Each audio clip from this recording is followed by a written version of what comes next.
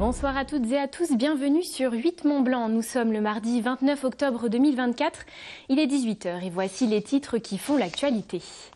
À quelques jours de l'obligation des équipements hivernaux sur les voitures circulant en Savoie et en Haute-Savoie, les garagistes sont pris d'assaut.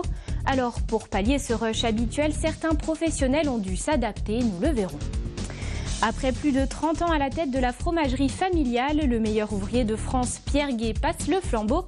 Et si depuis sa création, la transmission se fait de père en fils, c'est cette fois-ci un salarié qui a pris le relais.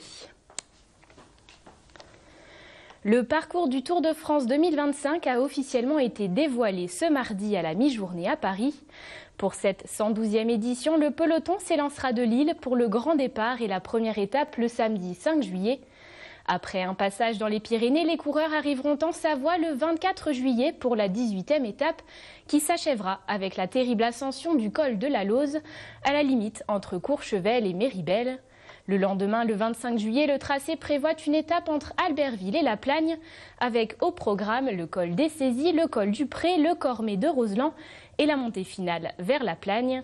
En ce qui concerne le Tour de France Femmes, il partira le samedi 26 juillet de Vannes. Les deux dernières étapes prévues les 2 et 3 août promettent déjà beaucoup. La 8e étape emmènera les coureuses de Chambéry à Saint-François-Longchamp. Et enfin, la 9e et la dernière étape partira de Pras-sur-Arly pour rallier Châtel avec plusieurs ascensions comme les cols de Jouplane et du Corbier, avant donc une arrivée en altitude à Châtel. Depuis 4 ans, c'est désormais une obligation en Savoie et en Haute-Savoie. À partir du 1er novembre et ce jusqu'au 30 mars, les voitures doivent être équipées de pneus hiver, de chaînes ou de chaussettes à neige pour circuler sur les routes du territoire. Et comme à chaque fois, les dernières semaines d'octobre sont intensives pour les garagistes. Ces derniers doivent en effet faire face à un rush des automobilistes souhaitant remplacer leurs pneus d'été. Exemple à Bonneville où le garage AB Auto 74 reçoit 150 appels par jour et a dû s'adapter pour mieux gérer son pic d'activité saisonnier, comme nous l'explique Chloé Lemeur dans ce reportage. Depuis ce matin, les voitures s'enchaînent dans ce garage à Bonneville. Comme chaque année, la fin du mois d'octobre est synonyme de rush pour les équipes. En cause, les automobilistes, nombreux à vouloir poser leurs pneus d'hiver, obligatoire à partir du 1er novembre. Mais pour faire face au pic d'activité, le gérant s'est organisé autrement cette année. Avec les lois, on avait eu un programme par demi-heure, on faisait 3 véhicules, ça veut dire par jour on faisait 48 véhicules intenses. Cette année, j'ai diminué pour organiser la mécanique, pour faire plus de mécanique, pour que mes salariés soient moins fatigués. J'ai prévu une demi-heure par véhicule pour 2 personnes. Et on arrive en moyenne à 16 véhicules par jour. C'est ça aussi qui nous fait vivre aussi. Les pneus, c'est un plus dans la trésorerie, mais on veut garder notre mécanique parce que je sais qu'il y a des garages qui veulent faire que du pneu pendant la saison du pneu. Et moi, ça m'intéresse plus parce qu'en fait derrière, on perd la clientèle aussi parce que la clientèle veut les deux, les mix. Avec un planning bouclé jusqu'en décembre pour la pose de pneus d'hiver, il faut donc s'organiser côté client. Et si certains s'y sont pris à l'avance pour obtenir un rendez-vous, le calendrier imposé par la loi leur semble finalement un peu précoce. 1er novembre, vous voyez bien le temps qu'on a, franchement, on pourrait largement aller jusqu'au 15 novembre, je pense que ça serait largement suffisant. Parce que là, on est obligé de changer par rapport à la loi, mais bon, il n'y a pas de neige. Puis nous, on est dans une région où voilà, il y en a de moins en moins maintenant, donc oui, 15 novembre, je pense que ce serait largement suffisant. Au total, pour cette saison, le gérant table sur un montage d'environ 6000 pneus neige.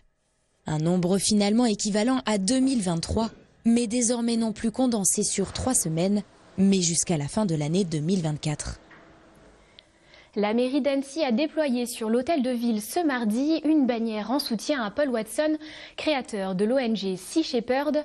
Visé par un mandat d'arrêt international émis par le Japon, le militant écologiste et figure de la lutte contre la chasse à la baleine est détenu depuis 100 jours au Groenland. À travers ce geste symbolique, la mairie d'Annecy souhaite réaffirmer son engagement environnemental.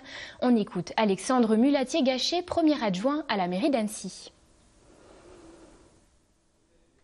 Cette initiative, clairement, elle vient des réseaux sociaux et Hugo Clément, un activiste connu qui justement appelait à préserver le vivant. Et nous, c'est ce qu'on s'attache à faire tous les jours à la ville d'Annecy, la protection du vivant, la biodiversité.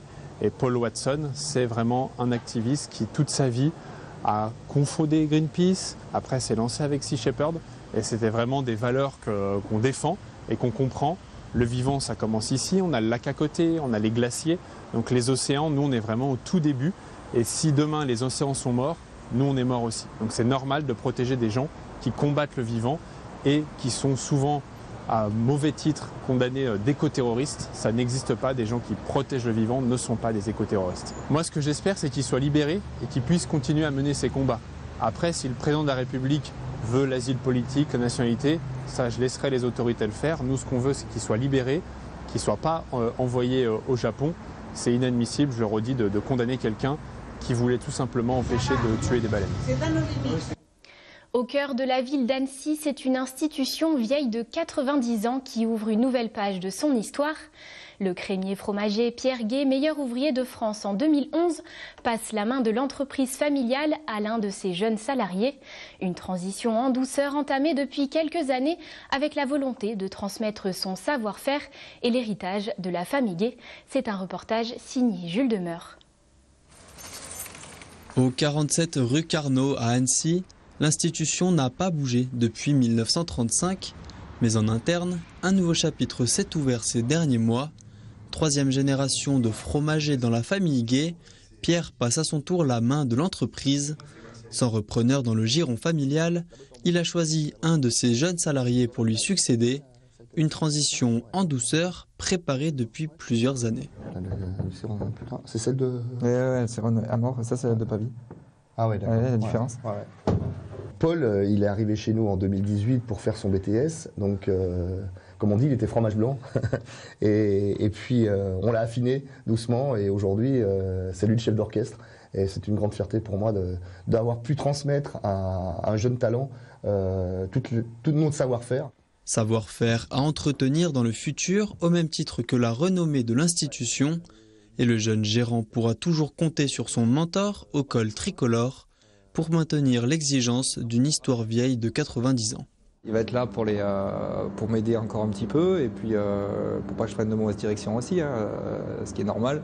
Et heureusement, c'est une institution, donc pour moi tu ne bouges pas une institution comme ça.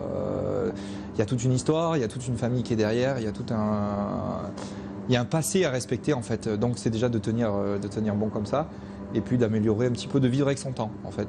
Toujours de faire comme ils ont fait toujours depuis 1935, de vivre avec leur temps. En local, j'ai un bleu dans les Aravis, si vous voulez, qui est fabriqué donc à Clé, juste à côté. Vous avez le bleu de Bonneval aussi, qui est pas mal, qui a bien de la puissance. Arrivé il y a 6 ans comme alternant, Paul a pu hériter de l'exigence de Pierre Gay, élu meilleur ouvrier de France fromager en 2011, pour qui la transmission de son héritage auprès des plus jeunes a pris ces dernières années une nouvelle dimension. Le savoir-faire que l'on peut avoir personnellement, si on le garde en soi, on fait absolument rien de constructif sur l'avenir. Là, la chance que j'avais, moi, c'est d'avoir autour de moi des jeunes pour pouvoir transmettre mon exigence. On m'appelle souvent Marc Vera. Alors, je ne sais pas si c'est parce c'est un grand professionnel, certainement, mais aussi parce qu'il avait tendance à râler un petit peu. Et moi, je suis un petit peu râleur pour que mes yeux soient leurs yeux.